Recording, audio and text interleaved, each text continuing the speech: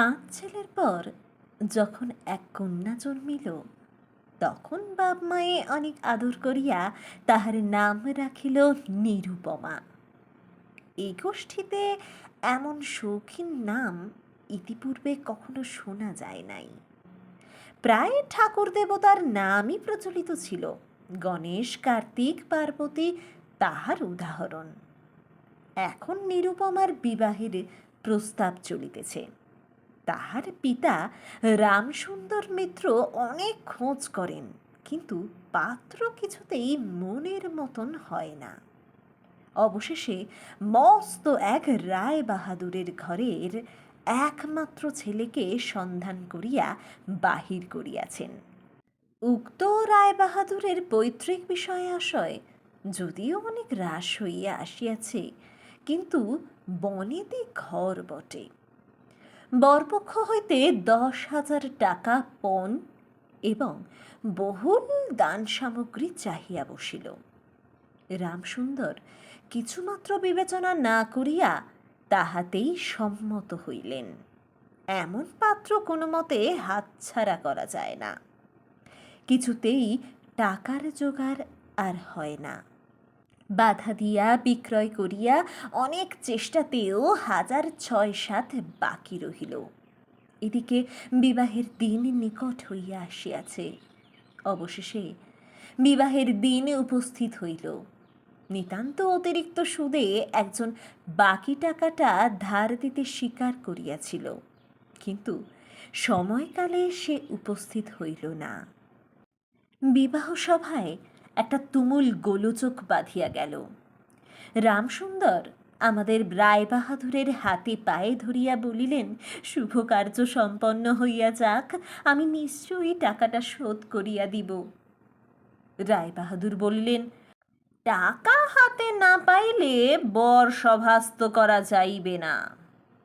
এই দুর্ঘটনায় অন্তঃপুরে একটা কান্না পড়িয়া গেল।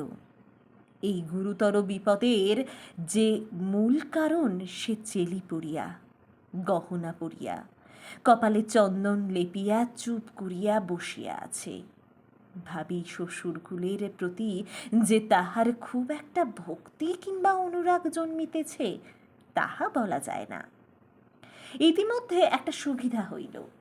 বর সহসা তাহার পিতৃদেবের অবাধ্য হইয়া উঠিল।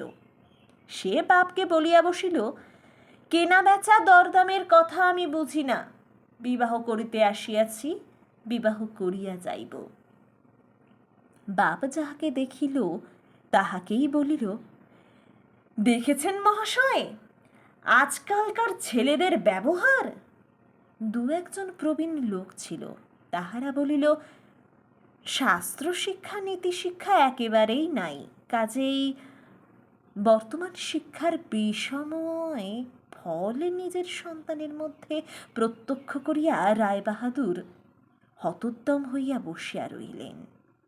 বিবাহ এক প্রকার বিষণ্ণ নিরানন্দভাবে সম্পন্ন হইয়া গেল। শ্বশুরবাড়ি যাইবার সময় নিরুপমাকে বুকে টানিয়া লইয়া বাপ আর চোখের জল রাখিতে পারিলেন না। নীরু জিজ্ঞাসা করিল, তারা কি আর আমাকে আসতে দেবে না বাবা? রামসুন্দর বলিলেন, কেন আসতে দেবে না মা, আমি তোমাকে নিয়ে আসব। রামসুন্দর প্রায়ই মেয়েকে দেখিতে চান, কিন্তু বেহাই বাড়িতে তার কোনো প্রতিপত্তি নাই। চাকরগুলো পর্যন্ত তাহাকে নিচু নজরে দেখে। অন্তঃপুরের বাহিরে একটা স্বতন্ত্র ঘরে 5 মিনিটের জন্য কোনোদিন বা মেয়েকে দেখিতে পান, কোনোদিন বা দেখিতে পান না। কুটুম্ব গৃহে এমন করিয়া অপমান তো সহা যায় না। রামসুন্দর স্থির করিলেন, যেমন করিয়া হোক টাকাটা শোধ করিয়া দিতে হইবে। কিন্তু যে ঋণ ভার কাঁধে চাপিয়াছে, তাহারই ভার সামলানো দুঃসাধ্য। খরচপত্রের অত্যন্ত টানাটানি পড়িয়াছে। শ্বশুর বাড়ি উঠিতে বসিতে পাওনাদারদের দৃষ্টিপথ এড়াইবার পিতৃগৃহের নিন্দা শুনিয়া নানা রূপহীন কৌশল অবলম্বন করিতে হইতেছে। তো ক্রিয়ার মধ্যে দাঁড়াইয়াছে। বিশেষত শাশুড়ির আক্রোশ আর কিছুতেই মেটে না। যদি কেহ বলে, আহা কি শ্রী, বউয়ের মুখখানি দেখিলে চোখ জুড়াইয়া যায়, এমনকি বউয়ের খাওয়া ঝংকার দিয়া উঠিয়া বলে, শ্রী তো ভারী, যেমন ঘরে দয়া তেমনি শ্রী। প্রতিবেশিনী কোনো ত্রুটির উল্লেখ করে, শাশুড়ি বলে, ওই ঢের হয়েছে, অর্থাৎ বাপ যদি পুরা দাম দিত তো মেয়ে পুরা যত্ন পাইত। সকলেই এমন ভাব দেখায় যেন বধূর এখানে কোনো অধিকার নেই, ফাঁকি দিয়া প্রবেশ করিয়াছে। বোধহয় কন্যার এই সকল অনাদর এবং অপমানের কথা বাপের কানে গিয়া থাকিবে, তাই রামসুন্দর অবশেষে বসত বাড়ি বিক্রয়ের চেষ্টা করিতে লাগিলেন। কিন্তু ছেলেদের যে গৃহহীন করিতে বসিয়াছেন সে কথা তাহাদের নিকট হইতে গোপনে রাখিলেন। স্থির করিয়াছিলেন বাড়ি বিক্রয় করিয়া সেই বাড়ি ভাড়া লইয়া বাস করিবেন, এমন কৌশলে চলিবেন যে তাহার মৃত্যুর পূর্বে এ কথা ছেলেরা জানিতে পারিবে না। কিন্তু ছেলেরা জানিতে পারিল, সকলে আসিয়া কাঁদিয়া পড়িল। বিশেষত বড় তিনটে ছেলে বিবাহিত এবং তাহাদের কাহারও বা সন্তান আছে। তাহাদের আপত্তি অত্যন্ত গুরুতর হইয়া দাঁড়াইল। বাড়ি বিক্রয় স্থগিত হইল। তখন রামসুন্দর নানা স্থান হইতে বিস্তর সুদে অল্প অল্প করিয়া টাকা ধার করিতে লাগিলেন। এমন হইল যে সংসারের খরচ আর চলে না। নীরু বাপের মুখ দেখিয়া সব বুঝিতে পারিল। বৃদ্ধের পক্ক কেশে, শুষ্ক মুখে এবং সদা সংকুচিতভাবে দৈন্য এবং দুশ্চিন্তা প্রকাশ হইয়া পড়িল। মেয়ের কাছে যখন বাপ অপরাধী, তখন সে অপরাধের অনুতাপ কি আর গোপনে রাখা যায়? রামসুন্দর যখন বেহাই বাড়ির অনুমতিক্রমে ক্ষণকালের জন্য কন্যার সাক্ষাৎ লাভ করিতেন, তখন বাপের বুক যে কেমন করিয়া ফাটে তাহা তাহার হাসি দেখিলেই টের পাওয়া যাইত। সেই ব্যথিত পিতৃহৃদয়কে সান্ত্বনা দেবার উদ্দেশ্যে দিনকতক বাপের বাড়ি যাইবার জন্য নীরু নিতান্ত অধীর হইয়া উঠিয়াছে। বাপের ম্লান মুখ দেখিয়া সে আর দূরে থাকিতে পারে না। একদিন রামসুন্দরকে কহিল, বাবা, আমাকে একবার বাড়ি লইয়া যাও। রামসুন্দর বলিলেন, আচ্ছা, কিন্তু তাহার কোনো জোর নাই। নিজের কন্যার উপরে পিতার যে স্বাভাবিক অধিকার আছে, প্রথমে হাস্যমুখে পাড়ার খবর পাড়িলেন, হরিকৃষ্ণের বাড়িতে একটা মস্ত চুরি হইয়া গিয়াছে। কন্যার দর্শন তাহার আদ্যপান্ত বিবরণ বলিলেন। নবীন মাধব ও রাধা মাধব এবং দুই ভাইয়ের তুলনা করিয়া বিদ্যাবুদ্ধি ও স্বভাব সম্বন্ধে রাধা মাধবের সুখ্যাতি এবং নবীন মাধবের নিন্দা করিলেন। বাড়ি আসিতে চাহিলে শহরে তাকে না নিয়ে কেমন করিয়া থাকে সে সম্বন্ধে অনেক আজগুবি আলোচনা করিলেন। অবশেষে হুঁকাটি নামাইয়া রাখিয়া কথায় কথায় বলিলেন, বাহির করিলেন, বেহাই, সেই টাকাটা বাকি আছে বটে, রোজই মনে করি বাহাদুর যাচ্ছি অমনি হাতে করে কিছু নিয়ে যাইলেন, কিন্তু থাক বেহাই, ওতে আমার কাজ নেই। আর ভাই প্রচলিত বাংলা প্রবাদের উল্লেখ করিয়া বলিলেন, সামান্য কারণে হাতে দুর্গন্ধ করিতে তিনি পঞ্জরের তিনখানি অস্থির মতো সেই তিনখানি বাড়ি আনিবার প্রস্তাব কাহারও মুখে আসে না। কেবল রামসুন্দর ভাবিলেন, সে সকল কুটুম্বিতার সংকোচ আমাকে আর শোভা পায় না। মর্মাহতভাবে অনেকক্ষণ চুপ করিয়া থাকিয়া অবশ্যই মৃদুস্বরে কথাটা পারিলেন। রায়বাহাদুর কোনো কারণ মাত্র উল্লেখ না করিয়া বলিলেন, সে এখন হচ্ছে না। এই বলিয়া কর্মোপলক্ষে স্থানান্তরে চলিয়া গেলেন। রামসুন্দর মেয়ের কাছে মুখ না দেখাইয়া কম্পিত হস্তে কয়খানি নোট চাদরের প্রান্তে বাঁধিয়া বাড়ি ফিরিয়া গেলেন। মনে মনে প্রতিজ্ঞা করিলেন, যতদিন না সমস্ত টাকা শোধ করিয়া দিয়া অসংকোচে কন্যার উপরে দাবি করিতে পারিবেন, ততদিন আর বেহাই বাড়ি যাইবেন না। বহুদিন গেল, নিরুপমা লোকের উপর লোক পাঠায়, কিন্তু বাপের দেখা পায় না। অবশেষে অভিমান করিয়া লোক পাঠানো বন্ধ করিল।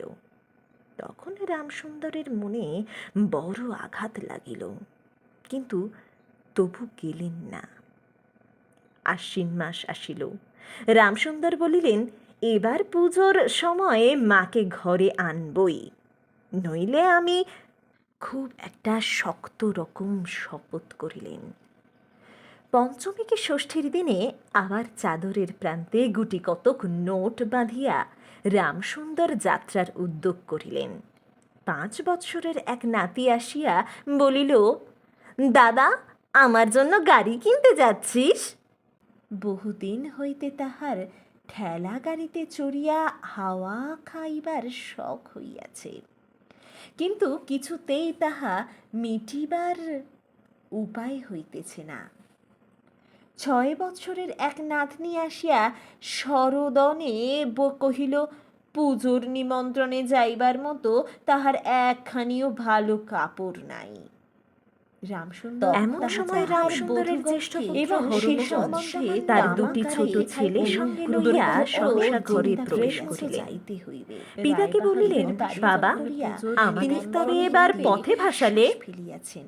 রামসুন্দর সহসা অগ্নিমূর্তি হইয়া বলিলেন, তোদের জন্য কি আমি নরকগামী হব? আমাকে তোরা আমার সত্য পালন করতে দিবি নে?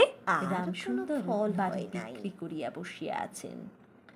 ছেলেরা কিছুতে না যে ক্রন্দন পাই কানে লইয়া তাহার বেহাই বাড়িতে প্রবেশ করিলেন, কিন্তু তবু তাহারা জানিয়াছে দেখিয়া তাহাদের দ্বাররক্ষী এবং ভৃত্যদের মুখের প্রতি সে চকিত সলজ্জ দৃষ্টিপাত তাহার দূর হইয়া গিয়াছে। তাহার 2 হাঁটু সবলে চড়াইয়া ধরিয়া মুখ তুলিয়া কহিল, শুনিলেন, দাদু, আমাকে গাড়ি কিনে দিলে না? কিছুক্ষণ অপেক্ষা করিতে হইবে। রামসুন্দরের কাছে মনের উচ্ছ্বাস সংবরণ করিতে না পারিয়া রামসুন্দর কন্যার সহিত পিসিমা, আমাকে একখানা গাড়ি কিনে দেবে? জল পড়িতে লাগিল। নিরুপমা বাপও কাঁদে, মেয়েও কাঁদে, দুইজনে কেহ যদি আর 1 পয়সা আমার শ্বশুরকে দাও করিয়া কিছু, তাহলে আর তোমার মেয়েকে দেখতে পাবে না। তারপরে এই তোমার গা ছুঁয়ে বললুম, এবার তোকে নিয়ে যাচ্ছি মা। রামসুন্দর আর কোনো গলি নাই, অমন কথা বলতে নেই।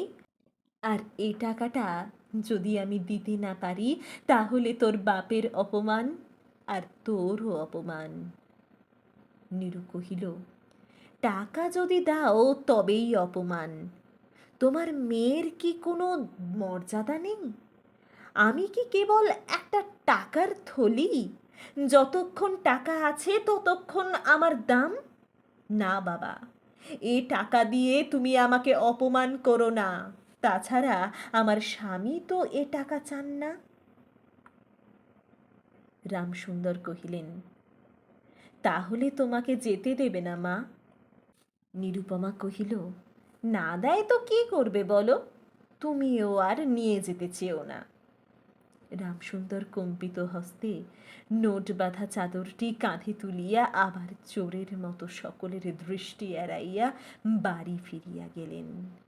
কিন্তু রামসুন্দর এই যে টাকা আনিয়াছিলেন এবং কন্যার নিষেধে সে টাকা না দিয়াই চলিয়া গিয়াছেন, কখনো বা বলিতেন, গোপন দেখো না একবার, কোন স্বভাব কৌতূহলী পোড়া কাঠ হয়ে যাচ্ছে। নিরুর শাশুড়িকে গুরুতর হইয়া উঠিল, তখন শাশুড়ি শুনিয়া তাহার আর আক্রোশের সীমা ন্যাকামি। নিরুপমার পক্ষে তাহার শ্বশুর বাড়িতে সরসজ্জা হইয়া উঠিল। বাবাকে আর তাহার স্বামী বিবাহের অল্প দিন পরেই ডেপুটি ম্যাজিস্ট্রেট হইয়া দেশ কেবল বাপের বাড়ি যাইবার সেই দিন ডাক্তারের দেখা কেহ বলিলে বিশ্বাস করিবে না। বাড়ির যেদিন সন্ধ্যার সময় নিরুর শ্বাস উপস্থিত হইল করিয়া সেই দিন প্রথম ডাক্তার দেখিল। প্রতিমা বিসর্জনের সমারোহ সম্বন্ধে জেলার মধ্যে রায়চৌধুরীদের যেমন লোকবিখ্যাত প্রতিপত্তি আছে, বড় বউয়ের সৎকার সম্বন্ধে রায় বাহাদুরদের তেমনি একটা খ্যাতি রটিয়া গেল। এমন চন্দন কাষ্ঠের চিতা এ মুলুকে কেহ কখনো দেখে নাই। এমন ঘটা করিয়া শ্রাদ্ধ কেবল রায় বাহাদুরদের বাড়িতেই সম্ভব, এবং শোনা যায় ইহাতে তাহাদের কিঞ্চিত ঋণ হইয়াছিল। রামসুন্দরকে সান্ত্বনা দিবার সময় তাহার মেয়ের যে কি রূপ মহাসমারোহে মৃত্যু হইয়াছে সকলেই তাহার বহুল বর্ণনা করিল। এদিকে ডেপুটি ম্যাজিস্ট্রেটের চিঠি আসিল। আমি এখানে সমস্ত বন্দোবস্ত করিয়া লইয়াছি, অতএব অবিলম্বে আমার স্ত্রীকে এখানে পাঠাইবে। রায়বাহাদুরের মহিষী লিখিলেন, বাবা, তোমার জন্য আর একটি মেয়ের সম্বন্ধ করিয়াছি, অতএব অবিলম্বে ছুটি লইয়া এখানে আসিবে। এবারে 20,000 টাকা পণ এবং হাতে হাতে আদায়।